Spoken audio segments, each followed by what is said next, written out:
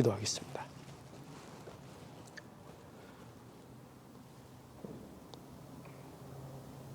만물의 주관자가 되시며 오늘도 살아 역사하셔서 우리 가운데 천국을 이루어 가시며 하나님의 뜻을 이 땅 위에 이루시는 거룩하신 하나님, 은혜와 사랑을 감사합니다.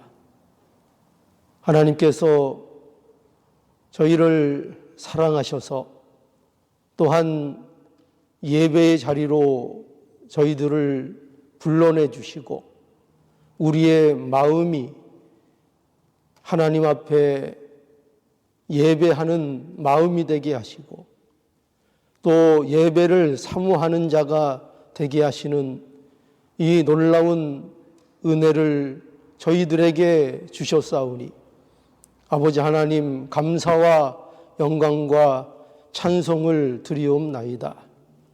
거룩하신 하나님, 오늘도 저희에게 필요한 말씀을 주실 때에 이 말씀으로 인하여 우리의 마음이 열리고 우리의 생각이 바뀌고 우리의 행동이 바뀌어지는 놀라운 은혜를 입도록 하나님 도와주시고 은혜를 베풀어 주시옵기를 간곡히 기도하고 원합니다.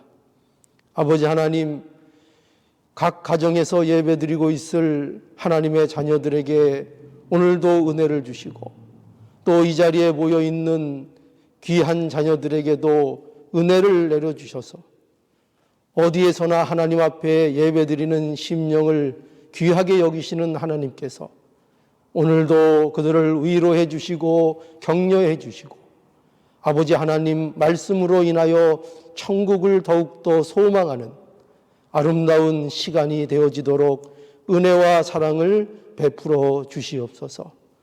아버지 하나님 찬송하는 입술에 복을 주시고 하나님 앞에 영광 돌리는 백성에게 은혜와 축복을 허락해 주시옵소서. 예수님의 이름으로 기도하옵나이다. 아멘. 히브리서 10장 19절에서 25절 오늘 본문 말씀입니다.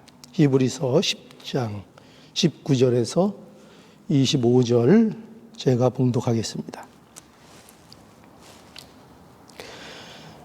그러므로 형제들아 우리가 예수의 피를 힘입어 성소에 들어갈 담력을 얻었나니 이 길은 우리를 위하여 휘장 가운데로 열어 놓으신 새롭고 산 길이요 휘장은 곧 저의 육체니라.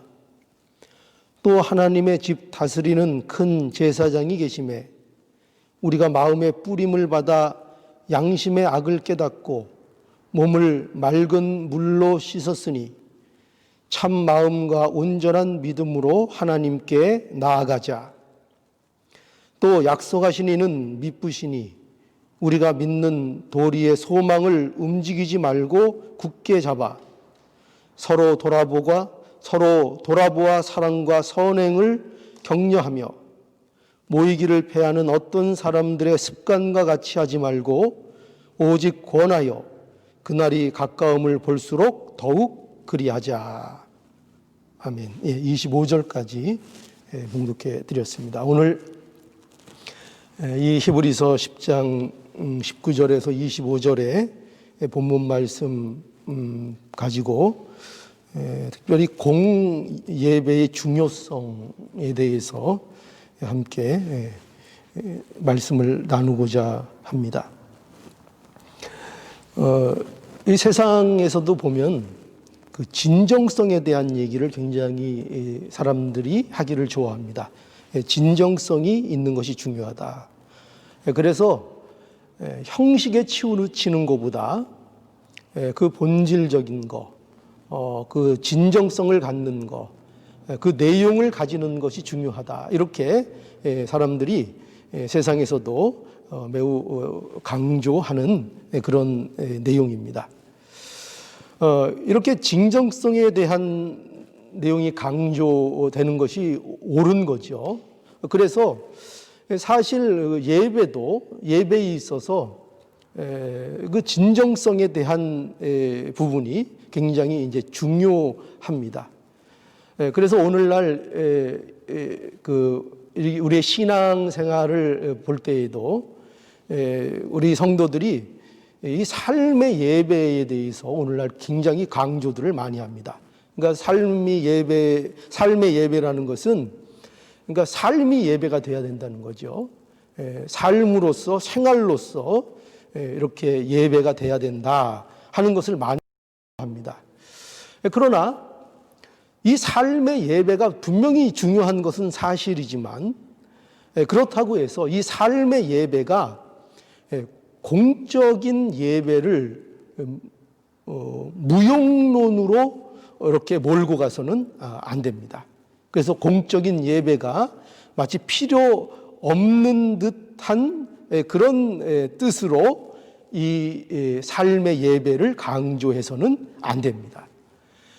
삶의 예배와 이 공적 예배, 공예배는 사실상은 분리할 수 없는 겁니다. 이것은 우리가 참으로 예배를 드린다. 예를 들어서 우리가 우리의 삶이 진정한 삶의 예배로서 삶이 예배가 되고 있는 사람이라면 그 사람은 공예배를 결코 소홀히 여기는 일은 있을 수가 없습니다.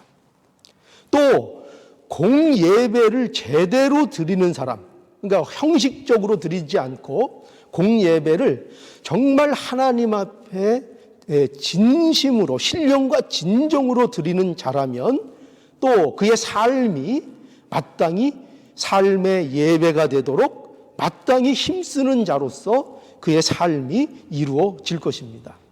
그렇기 때문에 우리는 이 삶의 예배라는 것과 또 우리가 드리는 이 공적인 예배를 결코 이것이 중요하고 저것이 덜 중요하고 라고 보아서는 안 되고 언제나 이 두 가지가 함께 연결되어 있어야 그것이 바른 신앙이라는 것을 우리는 알아야 할 것입니다. 우리의 삶의 예배가 중요한 만큼 반드시 공예배가 전제되어서 우리의 삶의 예배로 연결이 돼야지 삶의 예배는 있는데 공예배가 없고 공예배는 있는데 삶의 예배는 없다 하는 것은 참된 그리스도인의 모습이라 참된 하나님을 예배하는 자의 삶이라고 우리가 말할 수 없습니다. 그런데 오늘날 이제 보면은 문제가 뭐냐면은요. 이 삶의 예배를 말하면서 공예배를 소홀히 하는 경향이 있다는 것입니다. 오늘 본문 보면은 여기 25절에 보면 우리 잘 아는 말씀인데 오늘 이 본문의 그 중심이 되는 내용이기도 한데요. 여기 25절에 보면 모이기를 패하는 어떤 사람들의 습관과 같이 하지 말고 라는 것으로 보아 이렇게 말씀하고 있는 것으로 보아서 당시 이 성도들의 이 공동체 안에 아마도 이 함께 모여 예배하는 것을 폐하려고 하는 사람들이 있었던 것이 분명합니다. 그래서 이것은 오늘날도 마찬가지입니다. 오늘날도 우리가 잘 아시겠지만 공예배를 위협받는 시대에 살고 있습니다. 요즘 특히 코로나19로 인해서 이 공예배를 물론 이 기회 때문에 더욱 사모하는 분들이 있습니다. 이렇게 함께 못 모이는 이런 일로 인해서 얼마나 이 공예배가 중요한가, 그래서 어떻게 하면 우리가 공예배를 다시 드릴 수 있을까, 이렇게 하면서 더욱더 이 예배를 사모하는 분들이 있는가 하면 반대로 그 부작용이 있는데 그게 뭐냐면 공예배가 필요 없다고 생각을 하는 것입니다. 공예배가 필요 없다고 이런 어려운 일을 통해서 이런 상황을 통해서 아예 어떤 지금 말까지 나오고 있는가 하면은 공예배를 이번 기회에 없애버리자 이렇게 주장하는 사람들도 많이 틈타고 일어나는 것을 볼 수 있습니다. 그 뭐 어렵게 뭐냐? 봐라. 모이지 않아도 뭐 특별히 뭐 일어나는 일 있느냐? 예배 그거 모여서 안 드려도 아무 지장 없다 하면서 공예배를 무용화시키려는 이런 주장들을 하는 자들이 일어나고 있다는 것입니다. 그래서 오늘은 이 본문을 가지고 우리가 이 공예배가 얼마나 중요한 것인가, 우리 그리스도인들에게 있어서 이 공예배라는 것이 얼마나 중요한 것인가 하는 것을 우리가 살펴보면서 함께 은혜를 나누고자 합니다. 그래서 이 공예배가 중요한 이유, 그것이 뭐냐 하면 우리가 함께 모여서 드리는 이 예배가 왜 중요한가, 그 첫 번째 우리가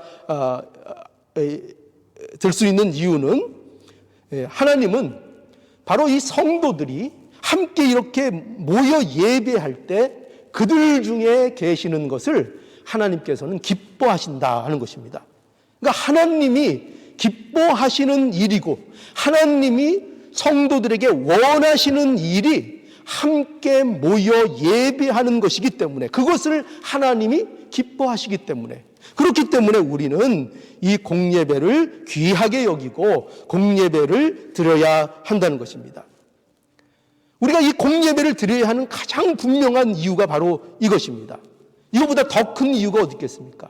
우리의 삶에 있어서 누구를 기쁘시게 해야 합니까? 우리는 하나님이 기뻐하시는 일로 우리는 나아가야 합니다. 그런데 하나님이 기뻐하시는 것이 무엇이냐 할 때 바로 성도들이 함께 모여서 함께 찬송하고 함께 예배하는 것, 이것을 하나님께서 가장 기뻐하시는 것이다. 이것을 우리는 분명히 알아야 합니다. 그래서요, 그 구원의 목적도 예배에 있다고 성경은 우리에게 말하고 있습니다. 출애굽기 3장 12절에 보면 이런 말씀이 있어요. 하나님이 가라사대 내가 정녕 너와 함께 있으리라. 내가 백성을 애굽에서 인도하여 낸 후에 너희가 이 산에서 하나님을 섬기리니. 하나님을 섬기리니. 그러니까 모세를 통해서 이스라엘을 애굽에서 구원해 내셔서 무엇을 하시기를 원하시는가, 분명히 그 목적을 말씀해 주시는 겁니다. 뭐를 위해서 부르신다고요? 바로 예배하게 하기 위해서 하나님의 백성을 통하여 그 백성이 하나님을 예배케 하기 위하여 이스라엘을 애굽에서 구원해 내신다는 것입니다. 그러니 이 구원의 목적이 뭐예요? 하나님을 예배하는 백성 삼는 것이 구원의 중요한 목적인 것을 우리는 분명하게 알 수 있어요. 또 우리가 십계명 잘 알죠? 십계명을 보면은요, 1계명에서 4계명까지 이 계명이 바로 무엇에 대한 것이냐? 예배에 대한 규정입니다. 1계명에서 4계명까지가. 그래서 10계명은 그의 백성들에게 하나님께서 원하시는 것이 무엇인지를 보여주는 그런 명령 아닙니까? 그런데 그 중요한 10계명의 1계명에서 4계명까지의 내용이 뭐냐? 이게 예배에 대한 규정이라는 거예요. 그래서 여러분 보세요. 1계명이 뭐죠? 너는 나 외에는 다른 신들을 내게 있게 말지니라. 이게 무슨 말씀이에요? 예배의 대상을 말씀해 주시는 겁니다. 예배의 대상은 오직 누가야 된다는 거예요? 유일하신 하나님, 그분만이 예배의 대상이 되어야 한다. 그것을 그 성도들에게, 그 이스라엘 백성들에게 명확하게 가르쳐 주는 것이 바로 1계명인 것입니다. 또 2계명을 보면은 2계명이 뭡니까? 너를 위하여 새긴 우상을 만들지 말고 그것에 절하지도 말고 그것을 섬기지도 말라라는 계명입니다. 이건 어떤 계명이죠? 예배에 대한 방법입니다. 예배. 과연 하나님이 우리가 예배해야 되는데 그 하나님을 어떻게 예배해야 되는가 할 때 그 2계명이 바로 그것을 가르쳐 줍니다. 그리고 제3계명은요, 여기 보면 너는 너희 하나님 여호와의 이름을 어떻게 하지 말라고요? 망령되이 일컫지 말라. 이건 뭘 얘기할까요? 예배의 태도를 가르쳐 주고 있습니다. 예배가 어떤 태도로 하나님 앞에 예배를 드려야 하는가, 그 태도가 중요하다는 것입니다. 그렇죠? 우리가 오늘날 가정 예배를 드린다고 해도 그저 가정에서 우리끼리만 들으니까 그저 뭐 아무렇게나 해도 된다, 이렇게 해서는 안 됩니다. 우리가 이런 말씀을 비춰볼 때 하나님 앞에 예배 드리는 것은 그 마음, 물론 마음의 태도, 그 마음의 태도가 어떻게 나옵니까? 그게 행동으로, 그게 몸가짐으로 나오게 되어 있습니다. 그러니 예배 드릴 때 그 태도가 중요합니다. 그 태도를 가르쳐주고 있습니다. 또 사계명에서는 안식일을 기억하여 거룩히 지키라. 또 이것은 무엇과 관련되어 있겠죠? 예배에 관련해서 예배를 언제 드려야 되는가? 하나님 앞에 언제, 어느 날을 구별하여 하나님 앞에 예배 드려야 되는가? 언제 예배 드리는 것이 가장 합당한가? 할 때 또한 이 안식일을 기억하여 거룩히 지키라 하는 사계명을 통해서 이제 가르쳐 주시는 거죠. 그러니까 우리가 이걸 보아서 알 수 있듯이 하나님은 이처럼 참된 예배를 그의 백성들에게 받기를 원하시는 하나님이시라는 것을 우리에게 분명하게 가르쳐 주는 것입니다. 자, 그래서 우리가 어떻게 해야 됩니까? 오늘 이 본문에 권면하듯이 우리는 나가야 되는 겁니다. 나가야 되는 겁니다. 누구에게 나가야 됩니까? 하나님께 나가야 합니다. 오늘 본문 19절에서 2절까지의 말씀을 보면은요, 여기 이제 이것이 이제 오늘 본문을 크게 나누면은 두 부분으로 나눌 수 있는데 19절에서 22절을 한 부분으로 우리가 볼 수 있습니다. 그런데 여기에 보면은 그 마지막에 이렇게 되어 있어요. 마지막에 참 마음과 온전한 믿음으로 하나님께 어떻게 하죠? 나아가자. 참 믿음과 참 마음과 온전한 마음으로 하나님께 나아가자. 이렇게 말씀하고 있습니다. 여러분, 그러니까요, 이 히브리서를 지은 이 히브리서 기자는 성도들에게 무엇을 권하고 있습니까? 바로 하나님께 나아가자라는 것입니다. 뭘 가지고요? 참 마음과 참 믿음, 온전한 믿음을 가지고 하나님께로 나아가자는 것입니다. 그래서 여러분, 여기서 중요한 게 뭐냐면요, 우리가 하나님께 참 마음과 온전한 믿음으로 하나님께 이제 어떻게 됐다는 거예요? 이렇게 나아가자 이렇게 권하는 것은 우리가 이제 어떻게 되었다는 겁니까? 나아갈 수 있게 되었다는 것입니다. 그러니 하나님께 참 마음과 온전한 믿음으로 나아갈 수 있도록 하나님께서 역사하시고 만들어 주셨으니, 그 일을 이루어 주셨으니 어떻게 하자는 거예요? 그러니 우리가 모두 이 마음과 이 온전한 믿음을 가지고 하나님께 나아가자. 왜냐면요, 바로 하나님께서 이렇게 하나님께로 우리가 나아가게 하려고 하신 일이 있다는 것입니다. 그것을 근거해서 이렇게 말씀하고 있는 겁니다. 그래서 무슨 일을 하셨는가? 첫 번째로 길을 열어주셨습니다. 길을 열어주셨습니다. 우리가 어디를 가야 되려면요, 뭐를 통해서 가야 돼요? 길을 통해서 가야 됩니다. 길이 없으면 갈 수가 없습니다. 우리는 길이 없었습니다. 누구에게 갈 길이 없었어요? 하나님께로 나아갈 길이 없었습니다. 그 길이 온통 막혀 있었습니다. 그런데 하나님께서 그 길을 열어주셨습니다. 오늘 본문 19절에 보면 여기 이렇게 그것을 설명하고 있습니다. 19절. 그러므로 형제들아, 우리가 예수의 피를 힘입어 성소에 들어갈 담력을 얻었나니, 이렇게 말하고 있죠. 그러니까 예수의 피로 성소에 들어갈 길이 열려졌다는 겁니다. 이 말씀이요. 또 20절에 보면 그 길은, 이제 길에 대해서 또 말씀하죠. 그 길은 우리를 위하여 휘장 가운데로 열어놓으신 새롭고 산 길이요, 휘장은 곧 저의 육체니라. 이렇게 말씀합니다. 자, 그 길이 어떤 길이라고요? 여기 그렇게 설명되어 있죠. 하나님께서 휘장 가운데에 열어놓으신 길인데, 그 휘장은 뭡니까? 그 휘장은 바로 예수님의 몸을 말하는 것입니다. 예수님의 몸, 즉 하나님께서 예수님을 희생 제물로 내어주셨습니다. 그래서 예수님의 피로 예수님의 몸이 찢기시고 예수님이 피를 흘리심으로 우리에게 길이 열려진 것입니다. 어디로 들어가는 길이 열려졌습니까? 지성소로 들어가는 길을 이렇게 열어주셨다는 것입니다. 하나님께서는 이렇게 우리에게 막혔던 길, 하나님께로 나아갈 수 있는 그 길을 예수 그리스도를 통하여 우리에게 열어주셨습니다. 그런데요, 하나님께서 하신 일은 이것으로 끝난 것이 아닙니다. 하나님은 길을 열어주셨을 뿐만 아니라 이제 또 우리에게 하신 일이 있습니다. 그게 뭐냐면 우리의 마음을 씻어 주셨다는 것입니다. 마음을. 그래서 하나님께 나갈 수 있게 우리를 깨끗하게 씻어 주셨다는 겁니다. 21절에서 22절 오늘 본문에 보면 또 하나님의 집 다스리는 큰 제사장이 계심에 우리가 마음의 뿌림을 받아 양심의 악을 깨닫고 몸을 맑은 물로 씻었으니 이렇게 돼 있죠? 예, 맞습니다. 하나님께서 예수님을 우리의 무엇으로 삼아 주셨습니까? 대제사장으로 삼아 주셨습니다. 그래서 예수님께서 하나님께 드리는 제사를 통해서 우리의 더러운 마음을 깨끗하게 씻어 주신 것입니다.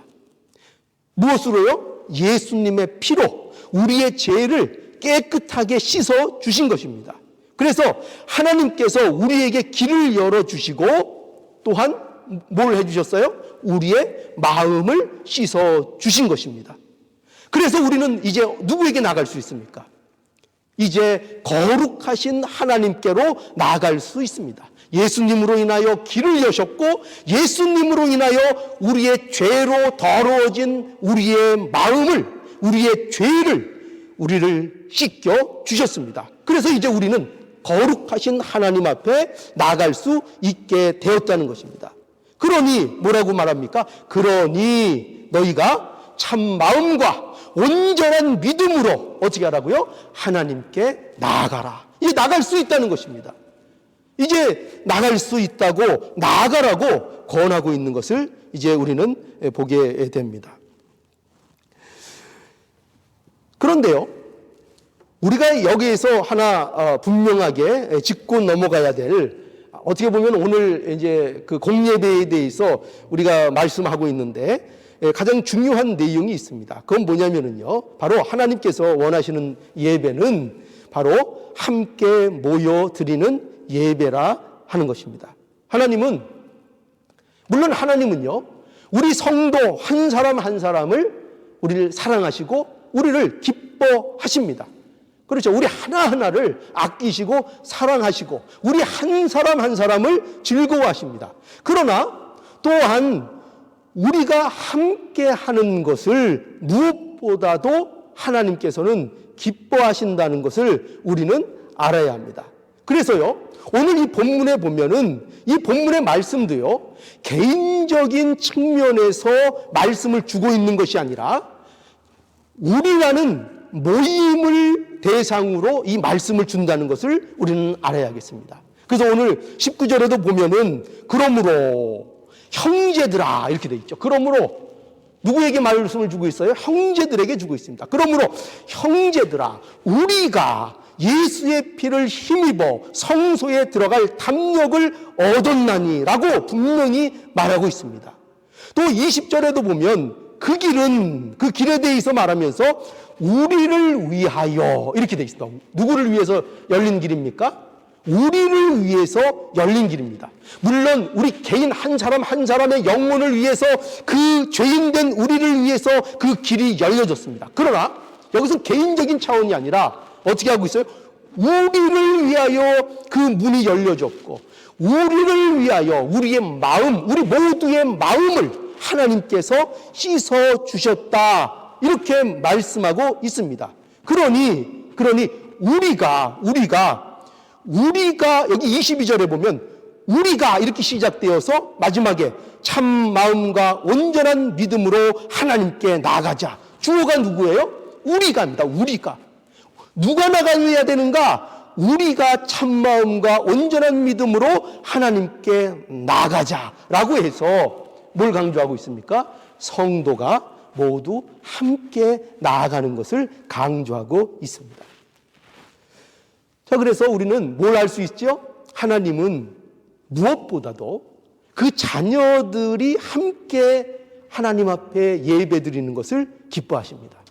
그래서 두세 사람, 내 이름으로 두세 사람 모인 곳에 나도 그들 중에 함께 있겠다, 이렇게 말씀하셨습니다. 성도들이 함께 예배하는 그곳에 누가 계시기를 기뻐합니까? 하나님이 그곳에 계시기를 기뻐하십니다. 우리도 살다 보면 그런 경험들이 있죠. 우리들 자녀들을 우리가 대할 때도 마찬가지 아닙니까? 마치 부모에게 자녀 한 사람 한 사람이 기쁨이 되지만 그 자녀들이 또 모두 함께해서 함께 화목하게 부모 앞에서 서로 즐기고 함께 그 교제를 나누는 그 형제애를 볼 때에 우리는 부모로서 그것이 무엇보다도 뿌듯하고 기쁜 경험을 우리는 갖고 있습니다. 그와 마찬가지로 하나님께서도 그분의 자녀들이요, 물론 각자 모두를 사랑하시지만 그들이 무엇보다도 함께 모여서 함께 찬송하고 함께 예배하는 그곳을 기뻐하시며 그곳에 하나님께서 함께해 주시기를 무엇보다도 기뻐하신다, 이렇게 말씀하고 있습니다. 자, 그러니 이것이 우리가 공예배를 하나님 앞에 성도들이 모여서 드려야 될 가장 중요한 이유입니다. 하나님이 이것을 무엇보다도 기뻐하십니다. 자, 그리고 두 번째로는 우리가 왜 공예배가 우리에게 그토록 성도들에게 중요한가 할 때, 이 성도들이 함께 예배할 때에 믿음의 소망이 점점 더 견고하게 된다는 것입니다. 우리의 믿음의 소망이 견고해진다는 거예요. 여러분, 우리에게는요, 뭐가 있는가? 소망이 있습니다. 우리는 굳게 잡아야 할 소망이 있습니다. 어떤 소망을 우리는 굳게 잡아야 될까요? 무엇보다도 우리가 굳게 잡아야 될 소망은 바로 천국에 대한 소망입니다. 그렇죠? 여러분 생각해 보세요. 우리에게 천국 소망은 그 어떤 소망보다도 크고 중요한 소망이죠. 만약에 우리에게 천국이 없다면, 우리의 신앙이 과연 무슨 의미가 있겠습니까? 천국의 소망이 없는 신앙생활, 그것은 생각할 수도 없습니다. 우리에게 있어서 분명하게 우리가 알아야 될 것, 물론 예수 그리스도 안에서 우리의 마음에 이미 천국이 임했다는 것을 우리는 압니다. 그러나 우리에게 또한 어떤 천국이 준비되어 있습니까? 우리에게 영원한 천국이 우리에게 준비되어 있습니다. 우리는 영원한 천국을 향해 가는 자들입니다. 그러니 세상의 모든 부조리가 끝나는 그 날이 옵니다. 이 세상을 우리가 한번 돌아보기 바랍니다. 얼마나 우리가 지긋지긋할 때 너무나 많지요? 거짓과 위선과 싸움과 전쟁과 미움과 자기밖에 모르는 것과 하는 것들로 온 세상이 가득 차 있습니다. 정말 어쩔 때는 이런 표현이 어떻게 느껴지실지 모르지만 정말 구토가 나올 지경입니다. 그렇게 세상은 부패하고 타락한 면을 우리에게 여과없이 보여주고 있습니다. 우리는 그 현실을 너무나도 잘 알고 있습니다. 그런데 우리에게는 이 세상이, 이 모든 부조리가 이제 끝날 날이 있고, 이런 부조리가 하나도 없는, 위선도 없고 거짓도 없고 싸움도 없고 미움도 없고 한 그 영원한 천국이 우리에게 준비되어 있다는 것입니다. 그러니까 이 천국을 소망하는 것, 이것이 성도의 참된 소망입니다. 이 소망, 이 천국의 소망을 우리는 굳게 잡아야 합니다. 다른 소망 많이 있겠지만 무엇보다도 이 소망, 천국에 대한 소망을 잃어버리면 우리는 아무것도 아닙니다. 세상은 그래서 어떻게 합니까? 마귀는 또 어떻게 합니까? 우리에게 어떻게 해서든지 이 천국 소망을 가지지 못하도록 만들려고 합니다. 그래서 세상에서 만족하게 만들려고. 마귀는 우리를 세상의 쾌락 가운데 빠져서, 그래서 우리가 천국을 바라보지 못하도록, 천국을 사모하지 못하도록, 이 세상이 너무 좋고 이 세상이 만족스럽도록 그 쾌락에 빠지도록 유혹하는 일들이 사실상 얼마나 많은지 모릅니다. 이것은 어떻게 보면 우리에게 있는 현실적인 영적인 싸움이라고 볼 수 있습니다. 그래서 성도는요, 이 천국의 소망을 잃어버리면 그것은 성도의 사실상 삶을 잃어버리는 것입니다. 천국을 소망을 갖지 않게 되면 성도의 삶, 그것도 잊어버린 것입니다. 그저 어떻게 하게 됩니까? 세상만 바라보게 되는 거죠. 세상만 바라보게 되고 세상을 통해서 만족하려고 하고 세상이 전부인, 그래서 어떤 경쟁과 시기와 어떤 싸움만이 난무하는, 거기서 벗어나지 못하는 그 삶을 살 수밖에 없다는 것입니다. 참 신자의 삶을 잃어버리게 된다는 것입니다. 그래서요, 이 세상 현실에서 우리에게 천국을 보여주는 것, 그것이 뭡니까? 그게 바로 교회입니다. 놀랍게도 우리가 교회를, 어떤 사람들은 또 성도임에도 불구하고요, 교회를 굉장히 시시하게 보는 사람들이 있습니다. 그러나 우리가 성도로서 분명히 알아야 될 게 있어요. 뭐냐면 이 교회야말로 천국을 보여주는 모형으로 우리에게 하나님께서 허락하신 곳이라는 것을 우리는 알아야 합니다. 그리고 그 천국이 어떤 곳인가 하는 것을 경험하는 가장 대표적인 방법이 뭐냐? 그것이 바로 성도들이 함께 드리는 예배입니다. 예배를 통해서 우리에게 천국을 경험하게 하시는 것입니다. 우리가 앞으로 천국에 가면 어떤 일을 할 것인지, 우리가 천국에 가서 무엇을 하며 어떤 기쁨과 어떤 즐거움으로 그 천국에서 함께 살 것인지, 거기서 영혼을 누릴 것인지, 그것을 교회의 예배를 통해서 우리들에게 보여주시는 것입니다. 그러니 우리는 이 예배를 통해서 우리가 무엇을 견고히 잡아야 되겠습니까? 천국의 소망을 견고히 붙잡아야 할 것입니다. 그리고 하나님의 뜻이 거기에 있습니다. 우리에게 이렇게 예배를 허락하셔서 예배를 드리는 것을 통해서 하나님이 영광 받으실 뿐만 아니라 우리에게 천국의 소망을 더욱더 견고히 가질 수 있도록 이 예배를 통해서 역사해 주신다는 겁니다. 그래서 우리가요, 이 예배에 참으로, 마음으로, 진정으로, 신령과 진정으로 하나님 앞에 이 공예배를 참여하고 함께 나아갈 때에 우리 안에 천국에 대한 견고한 사모가, 천국에 대한 사모가 깊어져서 우리의 삶이 아무리 어렵고 우리의 삶이 여러 가지 환경 속에 어려움을 겪을지라도 그 천국을 누리는 아름다운 삶이 그래서 되어지는 것입니다. 그만큼 예배가 우리 성도들에게 중요한 것입니다. 자, 그래서 두 번째로 우리가 본 것, 성도의 천국 소망, 바라봐야 될 소망을 이 예배를 통해서 하나님께서 경고케 해주신다, 이렇게 우리가 알아야 하겠습니다. 이제 세 번째로 우리가 하나님 앞에 성도들이 모여 함께 예배를 드려야 하는 중요한 이유는, 이렇게 성도들이 함께 모여 예배할 때에 성장하고 자라납니다. 성장하고 자라납니다.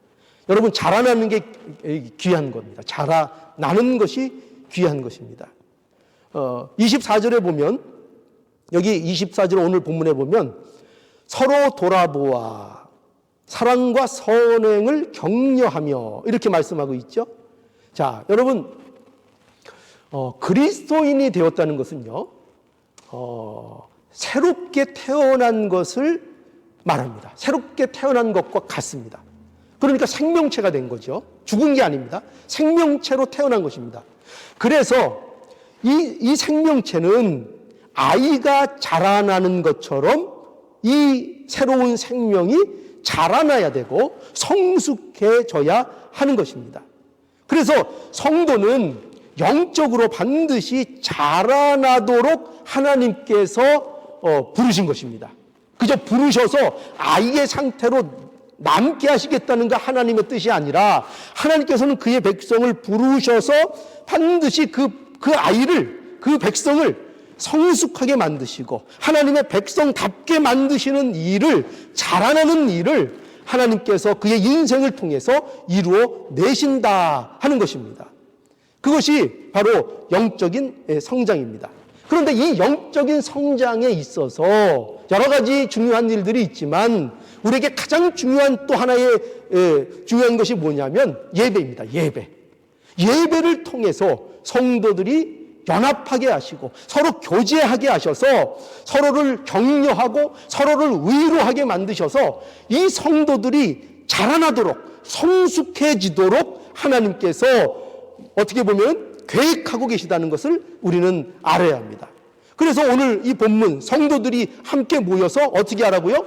서로 돌아보며 사랑과 선행을 격려하라 이렇게 말씀하고 있는 것입니다. 그러니까 예배를 함께하는 가운데 우리가 해야 할 일이 뭐냐? 서로 돌아보는 것이고 사랑과 선행을 서로에게 어떻게 한다고요?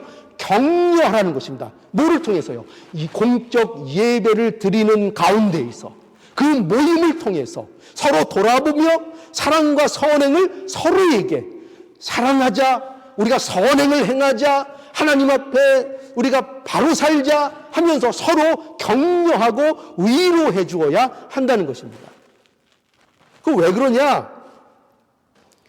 그 이유는요, 우리가 영적으로 볼 때 우리가 서로에게 우리는 모두가요, 격려가 필요하기 때문입니다. 여러분, 격려가 필요하지 않으신 분이 있으십니까? 여러분, 위로가 필요 없으신 분이 있으십니까? 아닙니다. 우리 모두는요, 아무리 강해 보여도 아무리 매몰차 보여도 우리는 누구나 위로와 격려가 필요한 사람들입니다. 왜냐하면 우리는 모두 부족하고 모두 연약하기 때문입니다. 특히나 무엇에 우리가 연약하고 부족할까요? 우리는 서로 사랑하고 또 서로 섬기는 일에 우리는 매우 연약합니다. 매우 부족합니다.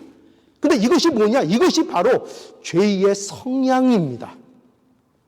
이게 죄의 성향입니다. 영적인 일에 무능합니다. 우리가 세상에서 무능한 거 우리가 좋아하지 않죠? 영적인 일에 우리는 무능합니다. 영적인 일에 대해서 우리는 게으르고 무기력합니다. 그래서 우리에게는 누가 필요한가? 우리의 삶 속에서 반드시 신앙의 조력자들이 그래서 필요합니다. 결코 신앙은 독불적으로서 할 수 있는 것이 아닙니다. 물론 그런 위급한 상황이 있으면 그런 일이 있을 수도 있겠죠. 그러나 일반적으로 하나님이 역사하시는 것은 뭐냐? 함께함으로 우리에게 조력자를 주시고 도울 자를 주시고 위로할 자를 주시고 격려할 자를 주셔서 서로 위로하고 격려함으로 교제하고 그것을 통해서 서로 성장하도록 하나님께서 역사하신다는 것입니다. 그래서 하나님은 이러한 우리의 연약한 상태를 너무나 잘 아시기 때문에 그래서 어떻게 하라고 하십니까? 교회에 모이라는 것입니다. 교회에 모여서 함께 예배할 이유가 여기에 있는 것입니다. 예배는 찬송과 기도와 말씀이 매우 중요한 요소이지만 우리가 잊지 않아야 할 것이 또 있습니다. 그것이 뭐냐면 서로 돌아보고 사랑과 선행을 서로 격려하는 것입니다. 그것을 통해서 하나님의 영광을 찬양하는 것입니다. 우리가 서로 돌아보는 것이 우리가 입술로 부르는 찬양만큼 하나님을 찬양하는 것이고 우리가 서로 사랑하고 우리에게 선행을 서로 격려하는 것이 우리가 말씀을 듣고 하나님 앞에 기도하고 찬송하는 것만큼 그것이 우리에게 필요한 예배의 모습이라는 것을 우리는 알아야 합니다. 이것이 예배를 통해서 우리에게 이루어져야 하고 그 사랑과 격려가 서로 있는 것을 통해서 함께 어떻게 하는 것입니까? 함께 성장하는 것입니다. 함께 자라나는 것입니다. 이것을 하나님께서 요구하고 계신 거죠. 에베소서 2장 21절에서 22절 그의 안에서 건물마다 서로 연결하여 주 안에서 성전이 되어가고 너희도 성령 안에서 하나님의 거하실 처소가 되기 위하여 예수 안에서 여기 함께 지어져 가느니라. 저는 이 말씀을 굉장히 좋아합니다. 함께 지어져 가느니라. 그래서 저는 함께 지어져 가자. 함께 지어져 가자. 누구에게나 이 말을 하고 싶습니다. 함께 지어져 가자. 함께 지어져 가자. 하나님께서 원하시는 것은 함께 지어져 가는 것입니다. 이것을 우리의 신앙생활에서 이 함께 지어져 가는 것을, 이것을 우리가 잊어버리거나 이 함께 지어져 가는 것을 우리가 포기하게 되면 우리는 참된 성장을 할 수 없습니다. 바른 신앙생활을 할 수 없습니다. 성도가 함께 지어져 가는 것을 포기하는 것은 하나님의 뜻을 반하는, 대적하는 가장 심각한 행동이라는 것을 알아야 합니다. 우리는 이런 면에 대해서는 우리가 예민하지 못합니다. 우리가 함께하지 못하는 것, 이것이 얼마나 하나님의 뜻에 반한 심각한 행동인가 하는 것을 우리는 알아야 합니다. 그래서 우리는 이거를 포기하면 안 됩니다. 언제나. 뭐를요? 성도들이 함께 지어져 간다는 것, 함께 연합하여 하나님의 거하실 처소가 되기 위해서 예수 안에서 함께 지어져 간다는 것, 이 사실을 우리는 결코 포기해서는 안 될 것입니다. 하나님은 성도들이 서로 연합함을 통하여 하나님의 성전으로 지어져 가기를 원하십니다. 그래서 성도의 모임인 교회가, 그죠? 이 성도의 모임인 교회가 성도들에게 가장 중요한 장소입니다. 그렇죠? 우리에게도 이 교회만큼, 성도들이 함께 모여 있어서 예배드리는 이 장소만큼 세상에 귀하고 복된 장소는 없습니다. 또한 함께 모여 드리는 이 공예배야말로 성도들에게 가장 필요한 것들을 공급하는 중요한 하나님의 시기이고 때인 것도 우리는 알아야 합니다. 예배를 통해서 말씀과 찬송과 기도와 생명과 위로와 격려와 그 밖에 모든 신령한 복된 천국의 것들을 공급받는 복된 시간으로 하나님께서 우리에게 이 예배의 시간을 허락해 주셨습니다. 그래서 성도들에게 가장 즐거운 시간, 당연히 어떤 시간이 되어야 되겠습니까? 예배의 시간이 되어야 할 것입니다. 우리에게 있어서 가장 기쁨의 시간, 바로 예배하는 시간. 그것도 하나님 앞에서 성도들이 함께, 그렇죠? 함께. 이 함께하는 예배, 이것이 가장 즐겁고 가장 기쁜 예배라는 것을 우리는 알아야 할 것입니다. 만약에 우리가 성도라고 하면서 이것을 알지 못한다면요, 참 이것은 우리의 삶에 정말 안타까운 일이라고 할 수밖에 없습니다. 왜냐하면 이것이 성도의 정체성이기 때문입니다. 예배하지 않는 성도, 존재할 수 없기 때문입니다. 자, 이제 마지막 네 번째 우리가 살펴볼 것은 이제 결론 부분인데요.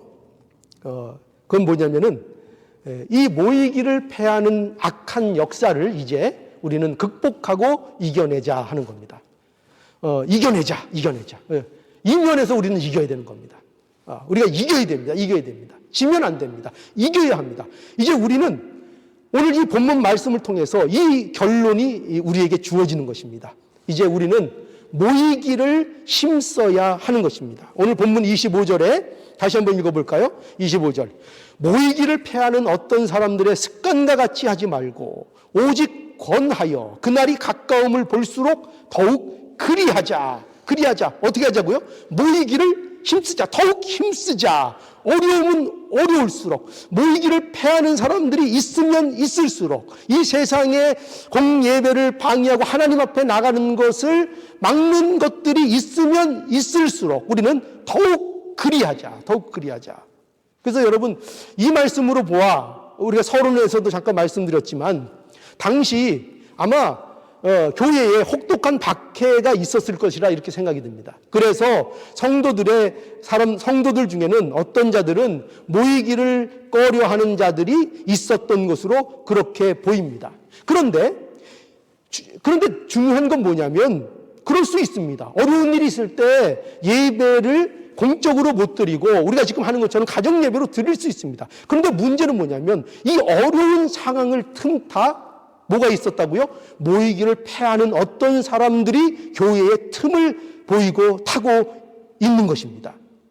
여러분, 모이기를 패하는 사람들이 있습니다. 모이기를 패한다는 것은 이런 거예요. 엄밀하게 얘기하면, 정확하게 얘기하면 모이기를 패한다는 것은 성도들이 함께 모이는 것에 대한 무용론을 제기하는 것입니다. 아까도 말씀드린 것처럼 성도들이 모일 필요가 없다는 겁니다. 이것은 피치 못해서 모이지 못하는 것을 말하는 것이 아닙니다. 그러니까 성도들의 모임 자체가 필요 없다는 것을 말하는 것입니다. 이게 모임을 패하는 자들입니다. 하나님을 믿으면 됐지, 신앙을 갖고 있으면 됐지, 그리고 혼자 예배하는 게 뭐가 부족해, 혼자 예배하면 됐지, 무엇 때문에 굳이 모여서 시간 들이고 힘 들이고 그렇게 번거롭게 모여서 예배할 필요가 있느냐. 그러니 예배에 모여서 할 필요 없다, 그냥 이렇게 따로따로 각자 드려도 충분하다라고 공예배를, 함께 모이는 것을 패하려는 자들이 틈을 탄다 하는 것입니다. 이렇게 모이기를 패하는 자들이 있다는 것입니다. 오늘날은 없을까요? 그 시대도 있었고 오늘날도 이런 사람들이 있습니다. 당장 오늘날 우리가 코로나19로 인해서 공예배를 드리지 못하고 있고 지금 가정예배로 우리가 대처하고 있는 상황입니다. 이것은 모이기를 패한 것과는 다른 것입니다. 다른 것입니다. 이것은 성도를 핍박하거나 예배를 압제하여 모이지 못하게 하는 것이 아닙니다. 만약에 누군가가 우리에게 성도로서 공예배를 핍박하고 성도들이 함께 모이는 것, 예배하는 것을 압박하고 핍박하고 금지한다면 우리는 이 문제에 대해서 목숨을 걸고 우리는 싸워야 할 것입니다. 그것에 대해서 우리는 분명한 목소리를 내며 반기를 들어야 할 것입니다. 그러나 우리가 오늘 우리가 당하고 있는 이런 현실은 이제 우리가 전염병인데요. 이 전염병의 확산을 막기 위해서 우리는 자발적으로 우리의 모임을 자제하고 있는 것입니다. 그러니까 우리가 이웃을 생각해야 하기 때문입니다. 그래서 우리는 이러한 일에 있어서 국가의 방침에 협조하는 것은 우리가 성도로서 매우 바람직한 일인 것이 분명합니다. 잘한 것입니다.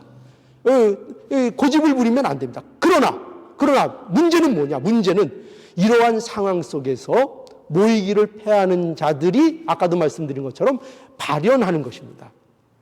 그래서 공예배의 가치를 떨어뜨리고 공예배를 우습게 알고 공예배를 소홀히 하려는 조짐이 나타날 수 있다는 것입니다. 이런 자들은 이런 기회를 삼아서 공예배를 없애자고 주장합니다. 공예배를 없애도 아무 문제 없다는 것입니다. 그러면서 보지 않았느냐? 지금 제가 어디 그 신문 사설의 댓글을 보니까 그런 것들이 있더라고요. 종교적인. 봐라, 벌써 한 2달 넘게 예배 못 드리고 있는데 그래서 잘못된 거 있냐? 이렇게 비방하는 자들의 목소리가 굉장히 많은 것을 보게 됩니다. 그런데 이번 기회에 그저 그 교회 모이는 거 다 없애는 계기로 삼자, 막 이런 막말들을 하는 것을 보게 됩니다. 참 악하기 그지 없습니다. 그래서 성도는 우리는 분명히 알아야 합니다. 이럴수록 성도는 하나님을 예배하는 자들입니다. 성도는 하나님을 예배하는 자들입니다. 삶의 예배가 중요하지만 공예배가 무너진 삶의 예배라는 것은 사실상 그 진정성이 없습니다. 그건 올바른 삶의 예배를 하고 있다고 말할 수 없습니다. 그래서 공예배야말로 성도의 정체성을 가장 명확하게 보여주는 행위이고 우리의 신앙 고백의 행위인 것을 우리는 알아야 합니다. 그래서 순교자들이 그렇게 있었던 거예요. 그렇지 않습니까? 그래서 예배를 중시하는 것은 곧 누구를 중시한다는 겁니까? 하나님을 중시하는 것입니다. 예배를 경홀히 하는 것은 하나님을 만홀히 여기는 것입니다. 그 청교도 목사님 중에 존 라일이라는 분이 말씀하시기를 이런 말씀을 했어요. 성경을 없애는 것 다음으로. 여러분, 우리 기독교에서 성경이 없어진다면 그러면 이거 얼마나 심각한 문제입니까? 그런데 성경을 없애는 것 다음으로 큰 해가 되는 것이 예배를 없애는 것이다. 이렇게 말하고 있습니다. 그러니 여러분, 우리에게 있어서 예배라는 것이 성도라면 성도에게 얼마나 이 예배가 귀하고 중요한 것인지를 우리는 분명히 알아야 하겠습니다. 우리는 모이기를 패하는 것이 습관이 되는 것을 경계합시다. 우리와 함께 예배하는 것이 얼마나 하나님께서 기뻐하시는 일이며 또한 성도들에게 유익한 것인지를 우리가 날마다 성도들에게 서로 권하고 모이기를 꾀하는 악한 역사를 우리가 이기고 오늘날 극복해야 할 것입니다. 시편 122편 1절의 이 다윗의 이 고백 너무나 아름답지 않습니까? 사람이 내게 말하기를 여호와의 집에 올라가자 할 때에 내가 기뻐하였도다. 다시 한번요. 사람이 내게 말하기를 여호와의 집에 올라가자 할 때에 내가 기뻐하였도다. 여러분, 주의 날에 하나님께 드리는 이 예배, 함께 모여드리는 이 예배가 그리스도인들에게 얼마나 큰 기쁨인가 우리는 알아야 할 것입니다. 이거보다 더 큰 기쁨이 없습니다. 그러니 우리가 이 기쁨이 회복되기를 우리가 또 기도하고 또 예배를 사모하는 우리 모두 우리의 심령, 우리의 마음, 우리의 교회가 되어야 하겠습니다. 기도하시겠습니다. 거룩하신 하나님, 은혜와 사랑을 감사합니다.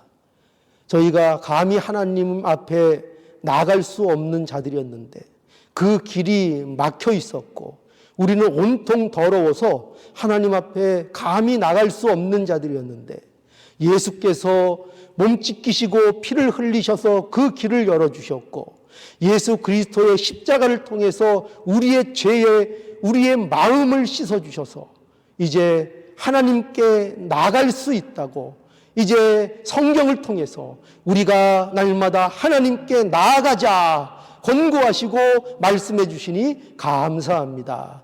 아버지 하나님, 이 말씀에 순종하여 우리가 하나님 앞에 모여드리는 예배가 얼마나 귀하고 복된 것인 것을 우리가 알게 하셔서 우리가 이 예배를 회복하고 하나님 앞에 예배드리는 일에 결코 소홀히 하거나 결코 나태하거나 게으르지 않는 우리의 모습이 되게 하여 주시옵소서.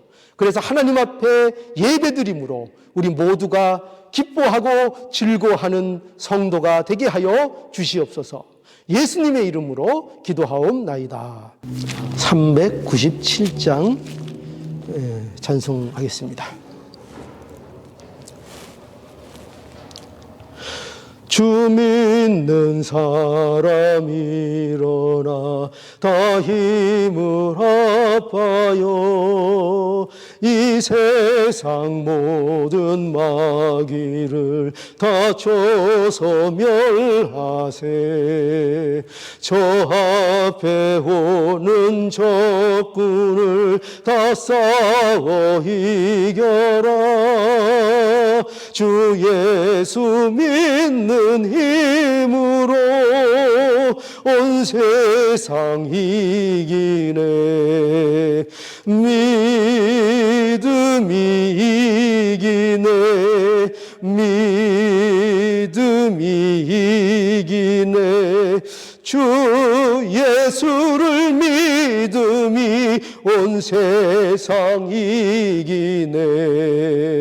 온 인류 막연히 마귀 계율로 큰 죄에 빠지니 진리로 띠를 띠고서 늘 기도 드리세. 참 믿고 의지하면서 겁 없이 나갈 때 주 예수 믿는 힘으로 온 세상 이기네. 믿음이 이기네. 믿음이 이기네. 주 예수를 믿음이 온 세상 이기네. 끝까지 이긴 사람은 흰 옷을 입히고 또 영생 복을 주시니 참 기쁜 일일세. 이 어두운 세상 지나서 저 천성 가도록 주 예수 믿는 힘으로 온 세상 이기네. 믿음이 이기네. 믿음이 이기네. 주 예수를 믿음이 온 세상 이기네.